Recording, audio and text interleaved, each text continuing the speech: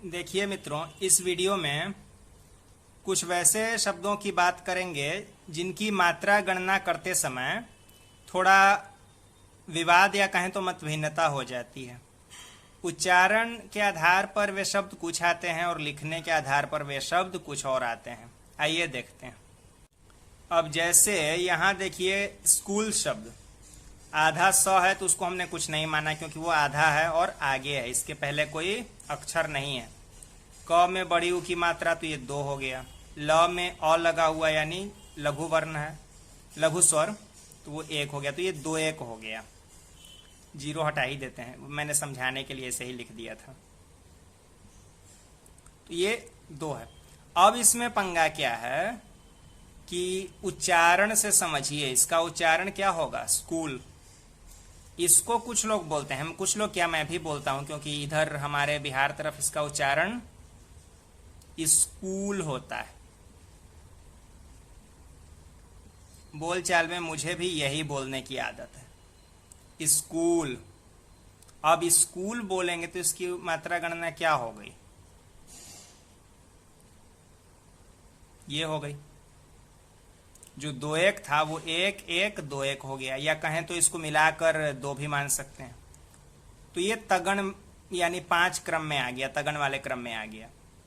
लेकिन समस्या ये है कि भले बोला स्कूल जा रहा है तो वो स्कूल ही। स्कूल और स्कूल उच्चारण में स्पष्ट अंतर है।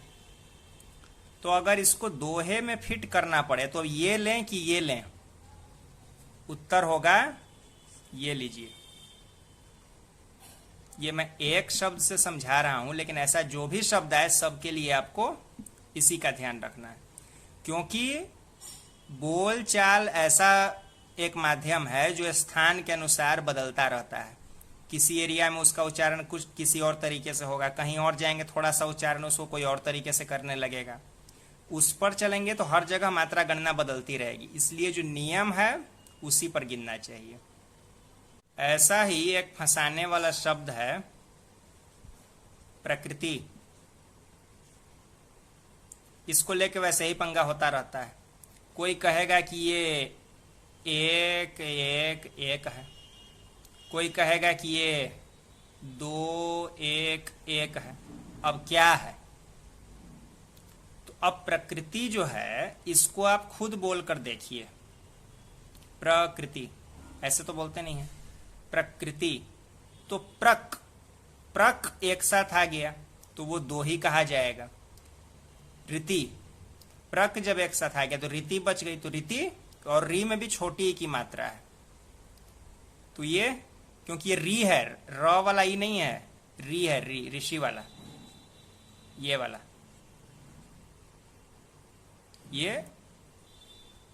ये वाला है। तो रीति, तो रीति में इसमें छोटी है मात्रा हम मानते हैं, तो ये 1 और 2, यानी मुझे प्रकृति का सही मात्राभार यही लगता है, क्योंकि इसमें ये पूरी तरह से फिट हो रहा है। प्रकृति बोलेंगे ना तो इसको जरा अटकाना पड़ेगा, फंसाना पड़ेगा, लगेगा कि कस गया, टाइट हो गया।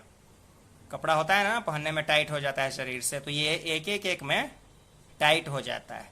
मेरे विचार से 2-1-1 यही क्रम सही है। ऐसे ही अमृत, अमृत स्पष्ट रूप से 4 है। इसको अमृत समझने की कोशिश मत करिएगा, उच्चारण से अमृत जब कहेंगे तब ये 1-1-1 होगा। 1-1-1 इसको मानना बिल्कुल गलत है। खुद बोलकर देखिए, क्योंकि मात्रा गणना क्या है? मात्रा कहा ही जाता है कि जब वर्ण के उच्चारण में जो समय लगता है ना, मात्रा उसी को कहते हैं। ये कुछ और नहीं है, उच्चारण पर ही आधारित है ये। अगर इसका उच्चारण अमृत होता, अमृत अमृत ऐसे बोलते, तब जाकर ये 1-1-1 होता। ऐसे नहीं बोलता, हम अमृत कहते हैं, अमृत, एक साथ, और ये फिर यहां भी ये अमृत में भी यही वाला री है, अमृत। तो इसलिए ये भी 2-1-1 है, प्रकृति भी 2-1-1। ये री जहां लगे ना, जहां ज्वाइंट हो, उसको आगे में चढ़ाइए, उसके पहले वाले शब्द को, अक्षर को। जैसे यहाँ क यहाँ प पर चढ़ा, यहाँ म अ पर चढ़ा, अब प में जो आधा र लगा हुआ है, तो अब आधा प कहाँ जाएगा? आधा र नहीं, आधे प में ये र है, आधा प हलंत प्लस र, तब ना हुआ प्र। ये जो प्र बना आधा प और र से, तो आधा प कहाँ चढ़ेगा? क्योंकि आगे कोई अक्षर तो है नहीं।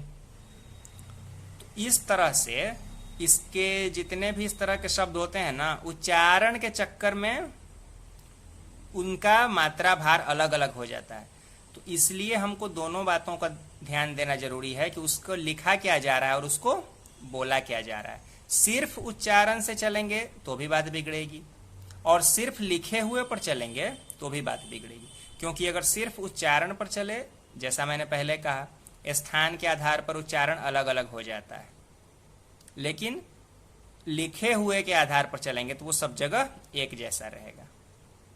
और अमृत और प्रकृति पर यह बात लागू नहीं होती, क्योंकि ये उच्चारित ही हो रहे हैं इसी फ्रेम में, भगण वाले फ्रेम में ये उच्चारित हो रहे हैं। कुछ दिनों पहले देखा फेसबुक पर स्कंध, इस शब्द को लेकर विमर्श हो रहा था। इसमें भी बिल्कुल वही स्कूल वाली बात है। स्कंध या स्कंध या स्कंध इस तरह से पढ़ेंगे तभी ये इस क्रम में आएगा, 1 1 2 1 के क्रम में। नहीं तो ये क, और उसमें ये जो ध का पंचमाक्षर आधा न लगा हुआ है वो क पर चढ़ गया तो ये गुरु हो गया, और ध में लघु मात्रा है तो ये 2 1 ही है। इसको स्कंध या स्कंध जैसा पढ़ के 1 1 2 1 मानने की जरूरत नहीं है, ये सही है। ठीक है,